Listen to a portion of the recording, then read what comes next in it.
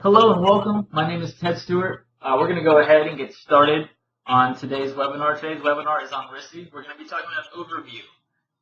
All right, so let's get started here. Also, real quick, just notice that at the top of your page there's a Q&A tab. If you do have any questions during the presentation, please go ahead and submit a question via this tab at the top. And during the presentation, if I see it, I'll go ahead and stop and answer it if it's relevant to what we're speaking about. If not, I'll answer at the very end. Thank you very much. Okay, good. Hello, everybody.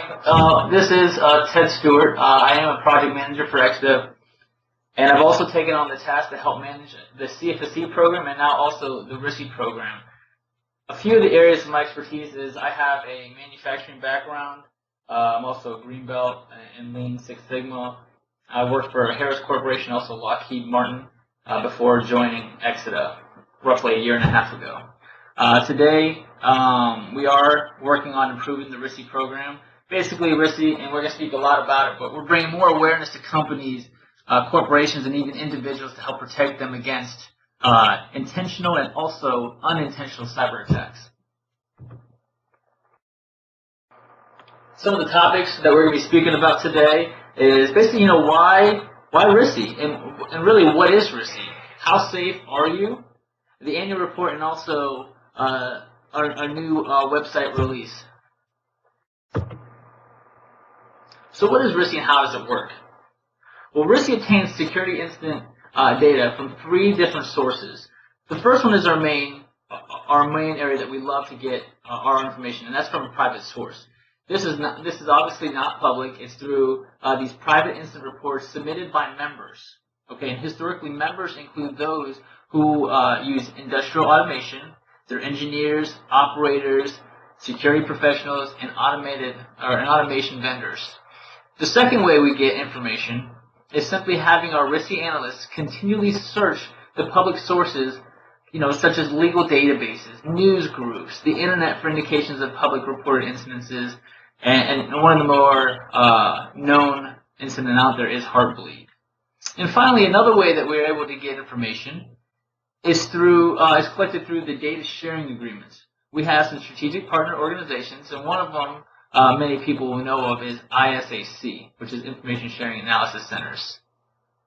Now, RISI reports the relevant statistics back to the industry directly to its members via our regular members-only reports. We have general information is also supplied to the industry as a whole through forums such as the Control Systems Cyber Security Conference. We have other relevant conferences and also user group meetings and white papers. So how safe are you? And this is kind of an interesting thing to think about, because there are many factors that make a company go from, good to great. And of these factors, one of the greatest assets to your company are who? Your employees. So think about it. They keep your processes running smoothly every single day. You trust them with your product. You trust them with the future of your business. And you also trust them with your life. Yeah, and when I say your life, I mean it, because if any incidents were to happen, cyber attack to your company goes under. That was your main source of revenue. So when an international cyber security attack occurs, in many cases, a current or former employee is to blame. In fact, 50% of international cyber security incidences are perpetrated by a current or former employee or contractor that was trusted. Now, see, these employees, they gain access to computer networks, basically remotely, and often after being separated from the company, and it can cause major damage and sometimes even death. Now, can companies protect themselves? Can they learn from others' mistakes? And to answer these questions, one must gain knowledge and become more aware in this increasing threat. So now I ask people, have you ever heard of RISI? Well, RISI, it stands for the Repository of Industrial Security Incidences. We now have a place for people to go and gain that much needed knowledge. And RISI is a place where people, companies, and even corporations can go to and learn from others. Now here's a fun challenge, is separating fact from fiction. And if I go back a couple slides, right here, you'll see number 2. RISI analysts continually search public sources for, such as legal databases. So when I say public sources, I mean anybody can put anything on the internet. It doesn't mean whatever you read on the internet is true. Absolutely not. So now we have our RISI analysts that go through and they have to verify the information and find out if it's real or if it's just a hype. Another thing that we do is, you need a realistic assessment of the risks to our critical infrastructure. You can't just put anything in this database or it will corrupt everything. So here's a few things we look for. What is fact? What is an urban myth? How urgent is a security risk? What vulnerabilities are exploited? What are the threat sources? And how serious are the effects? Before we dive too deep into RISI, I kind of want to share some history. So back around the 2000s, the Industrial Security Incidents Database was developed. This was done with British Columbia Institute of Technology. They had it for a few years, and then in 2006, this is when Buyers Research acquired the rights to ISID. They then worked on it for a while, up until roughly 2008, when a project was initiated to develop RISI, the Repository of Industrial Security Incidents. They used ISID plus more incidents that were collected. Then, in 2009, SCADA acquired Buyers Research and created the Security Incidents Organization to maintain and to operate and maintain RISI.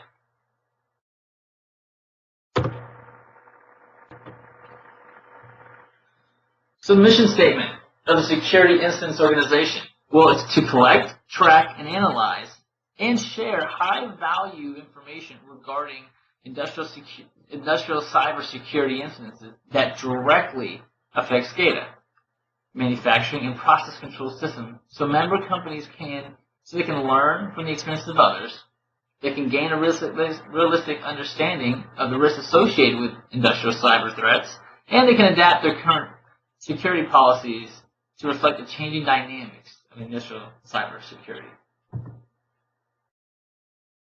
Here's a slide. Really what I want to speak about is the advisory panel. But we have a board of directors, we have an executive director, we have the advisory panel, and then we also have some staff. And I kind of want to briefly hit the advisory panel, because the advisory panel is actually up for renewal. The RISI advisory panel is comprised of volunteers from industry who provide guidance to the Security Incidents Organization regarding the policies, procedures, and administration of RISI, including initiating improvements to RISI as requested by members. The advisory panel is also responsible for recruiting members, maintaining the organization's strong public image. Now they can do this through press release updates, advocacy with various issues relating to its mission. And here you can see the past and previous current members. Like I said, we are going to be updating this panel, so if anyone on today's webinar is interested, I can get them some more information and you can learn as to what it takes to become or to be a part of this advisory panel. So the value of RISI. Well, RISI, we identify the common factors contributing to incidents such as the affected equipment, the entry point, the type of incident, impact, all of this to prevent future instances. And what we're going to see further along is I'm going to give some examples on our annual report that we give out to our members here. In that report, you'll see the statistics on these different points. So like the entry point, the type of incident, you're going to see actual numbers and statistics as, well, what type of entry point? Well, what type of, what kind of equipment are people using to hack? And things of that nature. Then, the value of RISI, we're also going to share all of the lessons that are learned through the historical data. We break down, analyze everything that goes on with each instance. We provide an industry benchmark for continuous improvement, and we also provide statistics for business cases that security managers can use for funding proposals. So what type of data do we collect out of these articles and public pieces of information and private information from other of our corporations? Well, some of the common ones: the title, the date of the incidents, The reliability of the report. Many people don't think about this. When things are on the web or when people post things, we have to confirm them. Many of them are likely but unconfirmed. And of course, many people put things on the internet that are urban legends or hoaxes. So we have to dig through and research to figure out what is true and what is fiction. Now, we also look at the type of incidents. Was it an accident? Was it an outside hack? Was it a virus? And when you see the statistic on this one, it's pretty interesting on the type of incidents that really do occur. You have the industry. Where did the cyber attack incident happen? Was it the petroleum place? Was it a mining industry? Was it automotive? We'll look at the entry point, the perpetrator. And as you can see, many more other things we will go over. So now let's look at the annual report. Well, first off, before I do, let me explain what this annual report contains. Well, the analysis in this annual report, it looks at where and when incidences occurred. It looks at the type of incidences and the people who executed them. It looks at the methods and techniques that they used to gain entry, and the results they achieved versus the results that they were attempting. And finally, the financial and operational impact on the victims. Now, this report, it includes case studies of the incidents reporting during the previous year and also years prior. The case studies include descriptions of what happened, the impact of the incidents, what the company did to avoid future incidences. In addition, RISI security experts will provide recommendations of mitigation strategies to avoid the similar instances in the future and, of course, lessons learned. Now, also in this report, it will conclude with an interpretation of the results analyzing the rate at which the incidences have occurred, the types and various pathways, the impact of the incidences to date, and finally, it will look into we'll take a look into the future to see if we can get what's going to be happening up next. So let's go ahead. Let's take a look at a few of these statistics that we gathered for the 2014 annual report. So the first one you see here, where are the cyber incidents occurring? Well, if you take a look at this chart, half of the incidences confirmed or likely reported in North America. Now you can read this two different ways. One, it looks like there's a lot of incidences happening in North America. However, or maybe North America is just reporting more of the things that happen. Maybe other countries haven't really formally saw this as a big need and are keeping their instances to themselves and learning by themselves. Okay, now that we know where some of the instances come from, what about per year?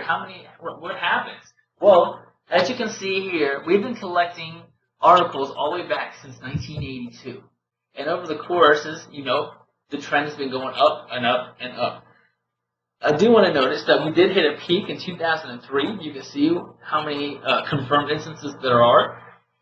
And then it drops off in 2006. And I do want to take a note to say, in 2012 we had 17, it was back on the rise, and in 2013 it went down to 5. Now this does not mean there weren't many instances in 2013. What this means is, I know with the RISI organization, it changed hands, and now that everything is in place, 2014 is going to bounce right back up to where it left off. It's going to be right there at the top, and we see a lot of good things going on in 2014.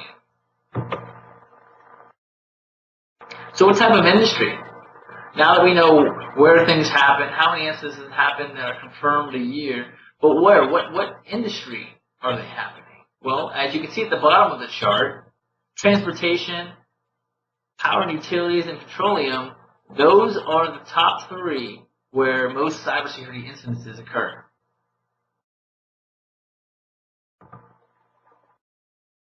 So this is a fun chart. This is a chart that's very interesting to me. When I saw this, I almost didn't believe it, because when you look at it, you see the unintentional. Of all the instances that would happen, 80% people just are either uneducated weren't realizing what they were doing, and they allowed this cyber incident to happen to them.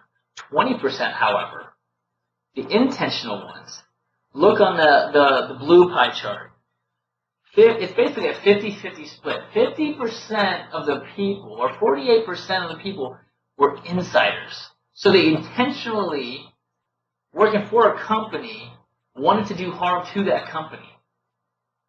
And then you have 52% for the outsiders that really want to do harm on the people. And that's just, to me, is very interesting how someone could work for a company and want to do harm to that company.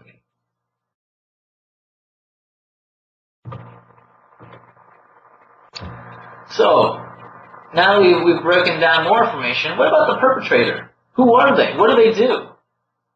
Of the incidences, you can see the outsider, the virus author, is the biggest threat.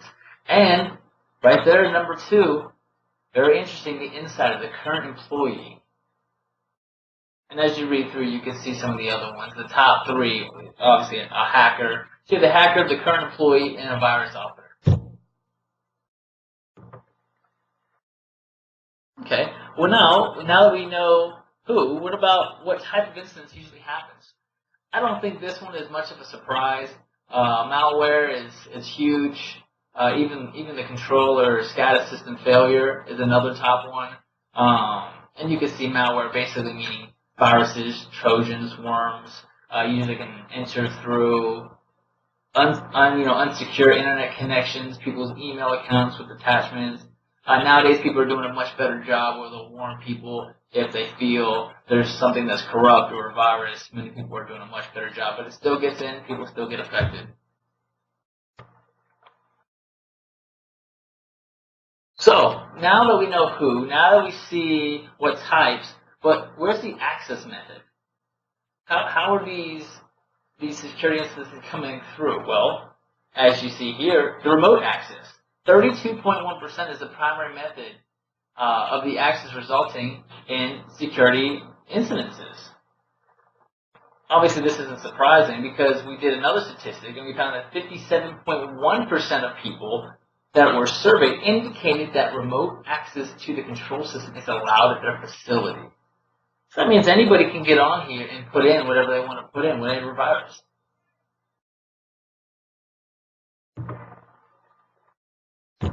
So, now we figured that out, what about the point of entry?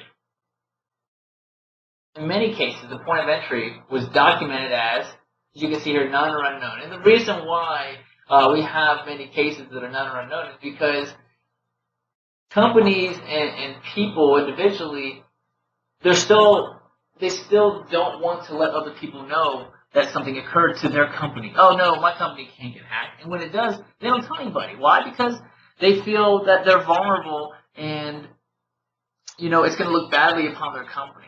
Well, what's nice when we have agreements with most all companies is everything that they tell us is anonymous. Nothing is known. All that people will know is exactly what you see in these charts. What type of basically what type of industry? Was it petroleum? Was it automation? Was it mining? They don't know what the company name was. And we can get all this information. Why? Because now we can help other people. We can show people where the largest risks are. And it's so valuable. Now, getting back on track here, if you were to exclude the none or unknown from people that just didn't want to disclose information, the point of entry most often is seen is right here, your local business network. Interesting, the number of instances occurring through this business network is higher than a direct connection to the internet. Now, this data supports the warnings by many control system security experts that systems without a direct interconnection are still susceptible to cybersecurity incidences.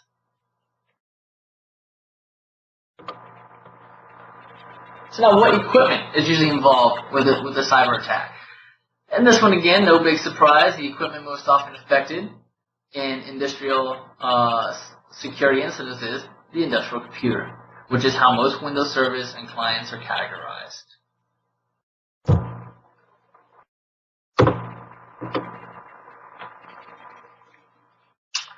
So what happens when an incident occurs? What is the main resulting factor? Well, As you see here, the loss of production. Plants have to shut down. Things have to stop, which costs many companies millions, if not billions of dollars, even sometimes every day for the large corporations. Illicit use of equipment usually happens, a loss of equipment control, but the main one is a loss of production or even operation of their plant. So now, after showing some of those different statistics, it's kind of interesting to see. However, with the annual report, the report is roughly 80 pages long, and it contains many different statistics. It has surveys where we actually go out and we survey people to figure out, what they see as a problem, as an issue, and we also break down and analyze each one. Now, within the annual report, we also have something called the database, where members can join the website and have access to this database. The database contains over 200 plus incident reports where you can go in and you can read about what happened to these anonymous companies, how it happened, what was the cost impact, was there a resolution, what they did moving forward. It's very valuable information, and as you know, every year it gets bigger and bigger and bigger, and this database just grows as we learn more and more. So now let's go and talk a little bit about the RISI website and the membership. So here's the home page of the website. Many people, they knew about the old web address. Please note that the web address did change. Please write down, it's www.risidata.com. That's RISIDATA.com. You can go there, you can check out the website, you can learn about what RISI is, what the products that we have available, what are the different memberships, and there's also a contact button where you can email us. And of course, any questions or anything that you guys would like to learn towards the end of the presentation, I will include my email address and also the administrative email so that you could get a quick response for anything you guys need to learn. Here's another page. Once again, our website has been completely redone. Our marketing team did a fabulous job. They went ahead and streamlined and just made everything a lot simpler to get to. Our old website was kind of hard to navigate, but now we've cleaned it all up, and you'll be very impressed. A lot of members that are actually on this call today, they'll be happy to see the new updates. But here's a site for the online instant access. As soon as you become a member and you have this portion of your membership, you can now actually get this database anytime you want. Before it was offline, but now it's instantly online where you can get up-to-date articles as soon as you place them in there. So what is a membership? What are the different types of memberships? We have 3 different types. You can get an individual membership where you get the access to the members-only area. You can look at basically all the incidences for 3 months. Anything else you were to purchase, you get the discount because you are a part of the membership. Of course, you can always buy things a la carte. You can get the database by itself without becoming a member. You can also get this annual report every year, which many people do, and they just pay the one fee. Or you can do it as a company. You can now have access to the members-only area again, but this way you get the entire year to the database. So anytime something were to occur, you can simply go to the database. You have the whole year, and then we also will give you the annual report for free. I believe the annual report is right around $2,000, but now you don't have to worry about it. You get it for free. You get the 12 months of RISI database. It's a great package, and then of course you have the corporate membership where you can have up to 10 licenses. You have multiple people on the same account. You get the entire year. You get all the discounts. You get the annual report, and then also what's very interesting and what's really neat to do is you get the 10 hours of custom research where if there's a certain area that you really are interested in, we can go off and perform a special search just for you, go through all the information, and generate a report. Now that concludes my webinar here. I want to thank everyone for spending some of your day with me, with us, and I really enjoy giving this oversight to RISI because we're going to be doing more and more on this topic And we're really just getting started. We basically rebranded everything, and we're really excited with the articles we've already received, with some of the partnerships we're working on. And this is the time where I'm going to ask for any kind of questions. If you have none, please write down our email addresses, and feel free to ask questions anytime you'd like. Please also CC me. I'm going to be playing a big part in this, so if you ever do have a question, CC me, and I'll make sure that our administration, if they're not too overwhelmed, will be able to get back to you as soon as possible.